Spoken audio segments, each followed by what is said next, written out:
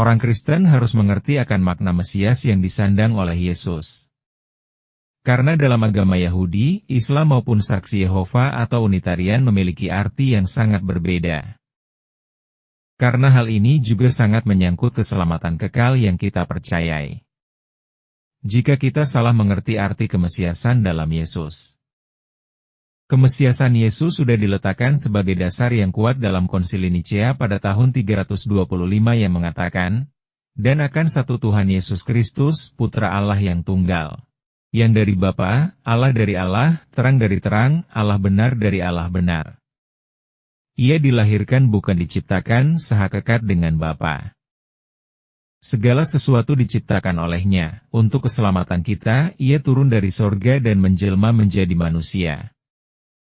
Menderita dan bangkit pada hari ketiga, ia naik ke sorga, ia akan datang kembali untuk mengadili orang hidup dan mati. Di mana para rasul dan bapak-bapak gereja sudah meletakkan dasar ajaran yang benar dan lurus sesuai dengan kitab suci. Galatia 1 ayat 9. Seperti yang telah kami katakan dahulu, sekarang kukatakan sekali lagi, jikalau ada orang yang memberitakan kepadamu suatu Injil yang berbeda dengan apa yang telah kamu terima, terkutuklah dia. Mesias dalam Yahudi masih menantikan Mesias yang akan turun memulihkan kerajaan Israel dan menjadi raja bagi segala bangsa, tapi tidak mengetahui siapa yang akan datang. Mesias dalam Islam adalah Nabi Isa yang akan turun di akhir zaman, menyatakan bahwa dia bukan yang disalib tetapi diangkat ke sorga. Dan mengalahkan Dajjal yang didukung Israel bersama Imam Mahdi untuk menegakkan kembali ajaran Nabi Muhammad di muka bumi. Mesias dalam Saksi Yehova dan Unitarian adalah anak Allah yang diurapi, lebih rendah dari Bapa, yang sudah ada sebelum dunia diciptakan. Yaitu malaikat Mikael yang turun ke sorga menjadi manusia, untuk menyelamatkan manusia dari dosa. Ini adalah suatu perbedaan yang sangat fatal dan sangat jauh dari ajaran para rasul dan bapak-bapak gereja, yang dipertahankan dengan kemartiran dan kepercayaan yang kuat.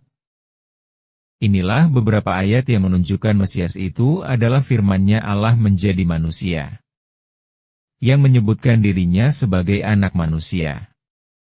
1.